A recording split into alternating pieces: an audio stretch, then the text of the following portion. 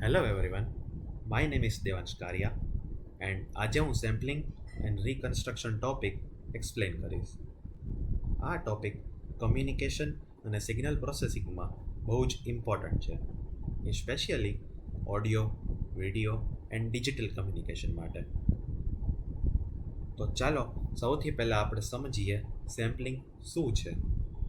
Sampling એટલે continuous analogue સિગ્નલને discrete digital વેલ્યુઝમાં convert કરવું. સિમ્પલ વર્ડ્સમાં કહું તો કન્ટિન્યુઅસ સિગ્નલમાંથી રેગ્યુલર ટાઈમ ઇન્ટરવલ પર વેલ્યુઝ લઈ લેવાની પ્રોસેસને સેમ્પલિંગ કહે છે.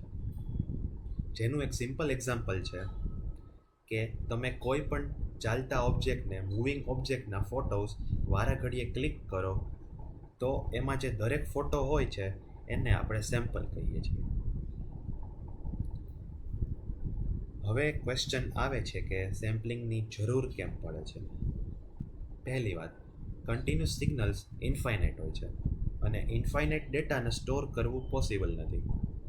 સેમ્પલિંગથી સિગ્નલની ઇમ્પોર્ટન્ટ ઇન્ફોર્મેશન કેપ્ચર કરી શકાય છે. જેમાં હજી એક ઇમ્પોર્ટન્ટ ફેક્ટર છે સેમ્પલિંગ રેટ. જેટલી સારી સેમ્પલિંગ રેટ એટલું જ એક્યુરેટ ડિજિટલ સિગ્નલ. હવે આવે છે નાઇક્વિસ્ટ થિયરમ, જે સેમ્પલિંગનો ગોલ્ડન રૂલ છે.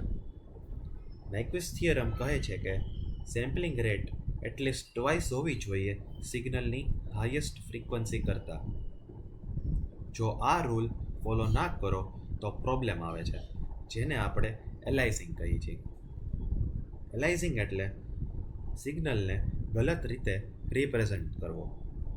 જો સેમ્પલિંગ રેટ ઓછી હોય તો high frequency signal low frequency જેવો દેખાય છે.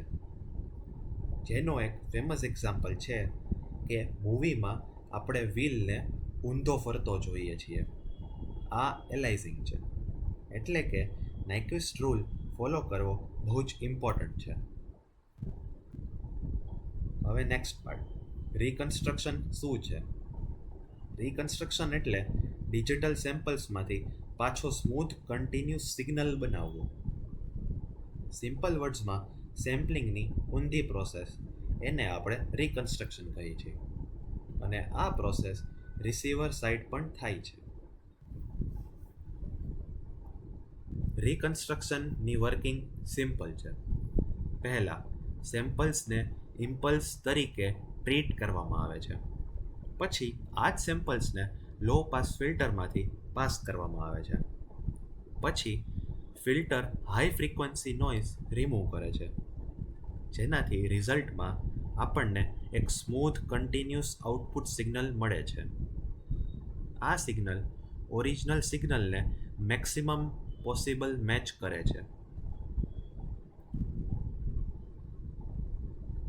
સેમ્પલિંગ અને રિકન્સ્ટ્રક્શન મોડર્ન ટેકનોલોજીનું બેકબોન છે. Audio recording, video streaming, mobile communication, internet data transmission, બધા કોન્સેપ્ટ્સ ડિપેન્ડ કરે છે. જો પ્રોપર સેમ્પલિંગ ના હોય તો ડિસ્ટોર્શન, નોઇઝ અને એરર્સ આવી શકે. To conclude, sampling and reconstruction digital communication માટે એક્સ્ટ્રીમલી ઇમ્પોર્ટન્ટ કોન્સેપ્ટ્સ છે. આના વગર audio, video and data transmission possible નથી. Thank you for listening.